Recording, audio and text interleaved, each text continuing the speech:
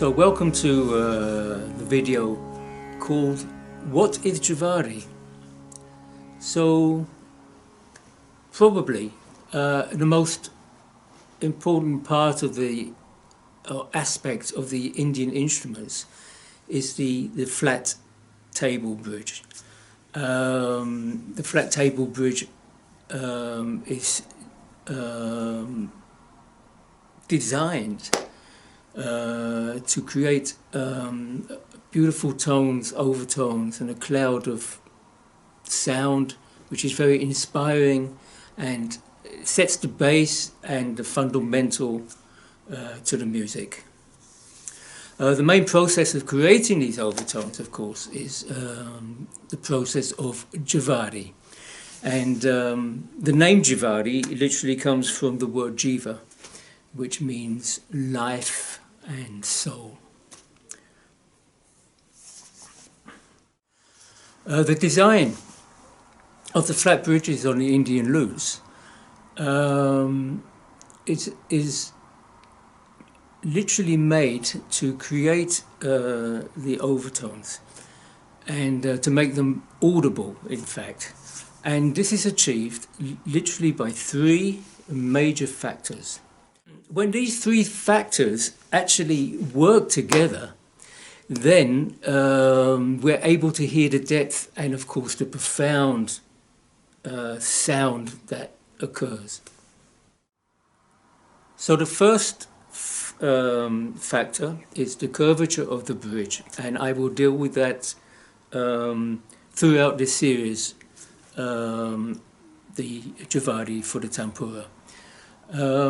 Secondly, the jiva, which is of course the small thread which goes between the bridge and the string itself.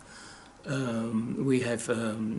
have already made a video about that, and you can watch that if you want to go deeper into the idea of the jiva.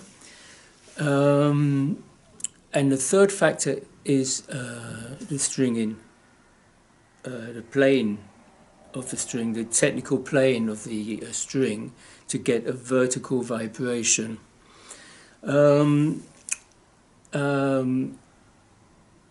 So the vertical vibration, I will show you how to play that.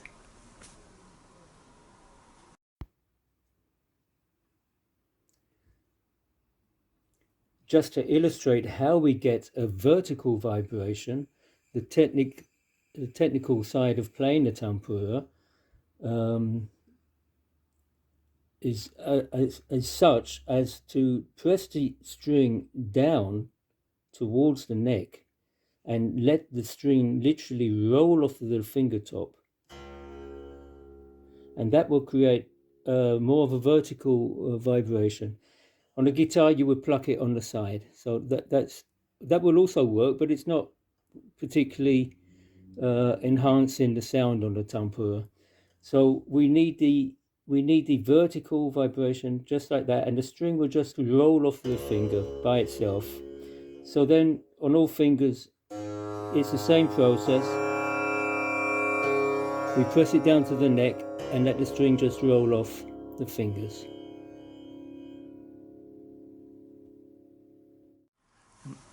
I also want to show you the effects of the vertical vibration and how that reacts to the bridge, and how that actually creates, in the physical sense, the sounds we're looking for, the overtones and the timbre from the sound. So when the string vertically vibrates, it literally, on the bridge you can see it goes up and down, obviously. And what happens on these flat bridges is that the string gets literally longer and shorter. So here it leaves the bridge at that point when it's up, and when it comes down it leaves the bridge more forward, on a forward point. So there's a difference between the upward vibration of the string and the lower vibration of the string, and this oscillation between these 2 points creates overtones. And what happens when we add the jiva, and I'll add a jiva just without tuning it, just for the purpose of this video. As a string vibrates upwards, it literally is lifted off of the bridge at this point by the jiva, in which case it dampens the sound, and as it comes down again, being slightly higher because of the jiva, the string will graze on the top of the bridge at this point, and that will cause an enhancement of the overtones and the vibrations. So the jiva is absolutely given an optimal sound. To explain what actually happens to the sound, I like to compare it to white light going through a prism and dissipates the dispersion of the white light into the whole color spectrum. Is a wonderful thing. And likewise, when it comes to the javari, we have one note, and that disperses the sound into the overtones and the different colors of the sounds in the overtones, and whereby all this multitude of sounds become audible.